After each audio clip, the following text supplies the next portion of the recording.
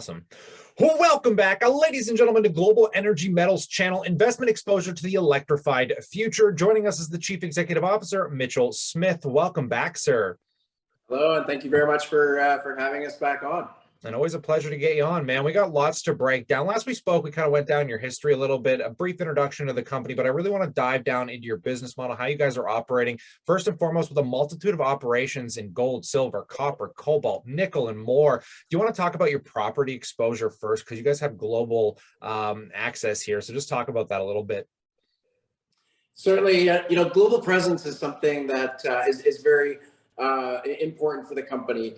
We've taken an approach where wanting to have our projects close to end-use markets in these regions, in North America, in Australasia, in Europe. So we have 10 different projects, 3 continents, 4 countries, and we also have royalty and equity level exposure to properties and other companies involved in that in the electrification center. Okay, so yeah, you guys are really strategically placed. Now, before we kind of talk about what we're doing in 2021, I want to framework this a little bit. So let's roll back to, 2022. Let's framework this by rolling into 2021 and offer some milestones of where you guys were so we can figure out where we're going.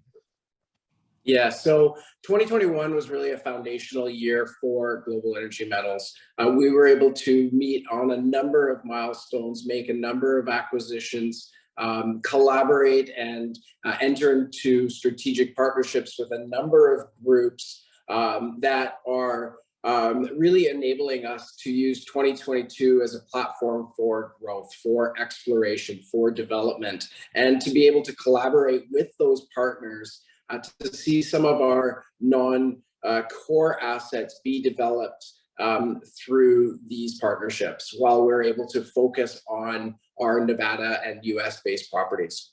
Awesome. So in 2022 here, can you offer a little bit of guidance on like what your primary focus is and what operations or what's forefronted on your mind so the retail audience can kind of get an idea here? Yeah, 2022 for the company is really going to be focused on building out the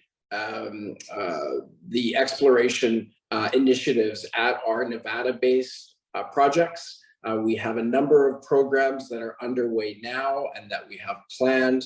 We've engaged geophysics teams. We just announced a partnership with Goldspot Discoveries Corp to use AI and machine learning at our Lovelock and Treasure Box projects, which are highly prospective for cobalt, nickel, and copper, all very critical to the electrification thematic.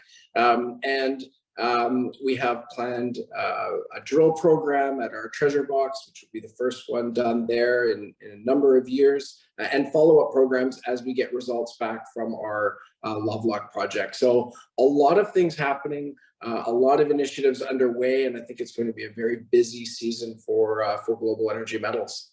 Now, speaking on that, what's the long-term vision here? Are you guys looking to continue to build this portfolio, get these things into full operation? Or are we looking to offer, some acquisition opportunities? What are you guys planning out over the long term?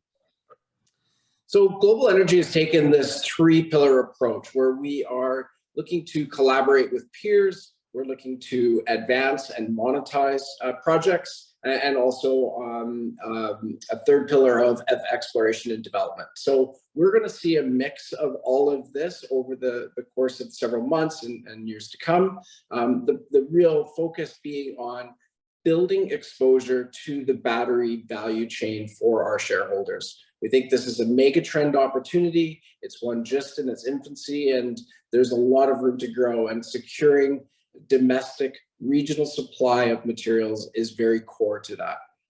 Yeah, I think this is going to be one heck of a commodity cycle here. And on that note, what are your general thoughts? I mean, obviously with the geopolitical tensions, this revolution in renewables and energy, this is boding for an incredible setup to what looks like a commodities renaissance, really another big boom cycle. Do you have any insights you can offer on that? Obviously, I imagine you're bullish, but anything else?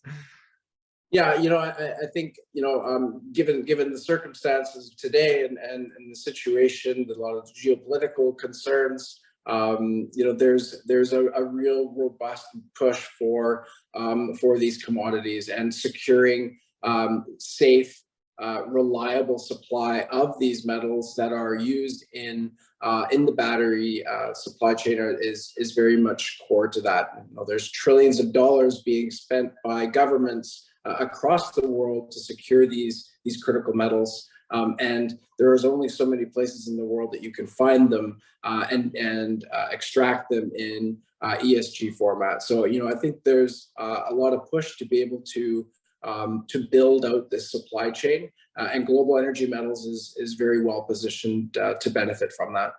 Well, on that note, Mitchell, I appreciate these insights and look forward to following this story more. Thanks for coming out. Excellent. Well, thanks very much for having me.